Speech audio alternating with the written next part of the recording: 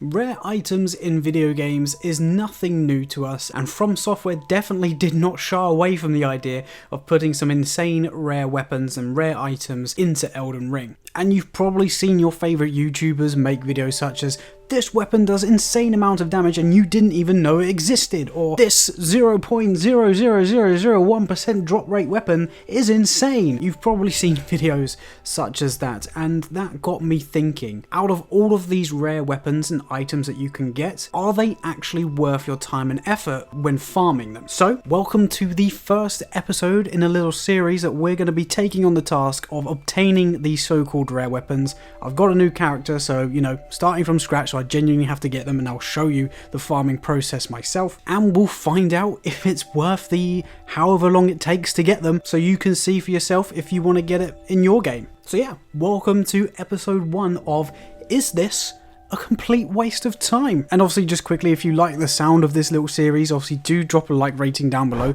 Lets me know if you guys enjoy this, and if you want to see more videos like this in the future, because I'm quite happy to graft and find out if these weapons are worth it. And so you don't miss out on any future videos, hit that subscribe button whilst you're down there as well, because that'll be greatly appreciated. We're trying to aim for 10,000 subscribers by the end of the year. If we can do it sooner, perfect. It's free, and you can stick around and change your mind if you want to in the future. So yeah, give it a go, subscribe, hit the like button, and let's jump straight into this video. So for the first episode, I wanted to also include a weapon that I haven't necessarily covered on this channel. And yes, before you say anything, this weapon has been covered extensively on YouTube, but I personally haven't used it, and I personally haven't got it yet. And that weapon is none other than the Magma Blade. The base discovery at 100 means you get a 1% drop rate of having this drop by the man serpents that are located in Volcano Manor, and you're going to be seeing the farming technique that's also being shown on screen as well as to where it's located. There's only 2 man serpents in the whole game that can drop this weapon,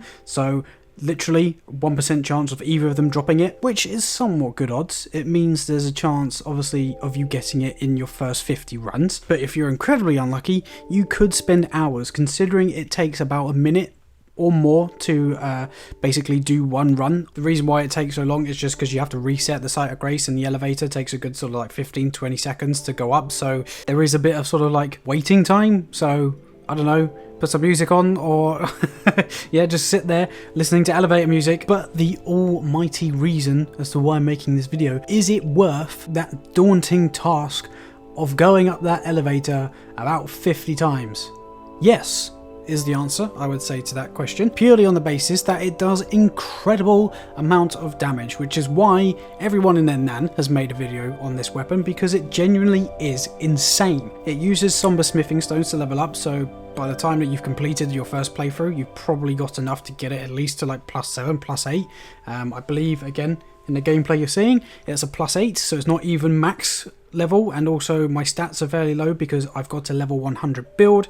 Again, stats are going to be shown on screen right here, so you can see the build that I have made for said gameplay, but you can also see just how I'm rinsing literally every boss that I was fighting. The skill power, the Magma Shower, not only does a big amount of damage with the strikes that it does, but it also leaves magma on the floor, dealing consistent damage over time, as obviously as long as the enemies are standing near it or in it. But the beauty of this weapon is it's incredibly useful if you've got the Mimic tier, because not only are you putting magma all over the floor, if you have a Mimic tier that can do the same, the floor literally becomes lava, and there's no real place for your enemies to go, and yeah, it just decimates them. And if I hadn't already killed the Elden Beast and also Radagon, I would have used this to try and see just how quickly we can defeat them, because again, another nice benefit of this weapon, with the skill power especially, it breaks enemy stances really quickly. I was seeing, if I chain like 2 of the skill powers, the Magma Showers, together,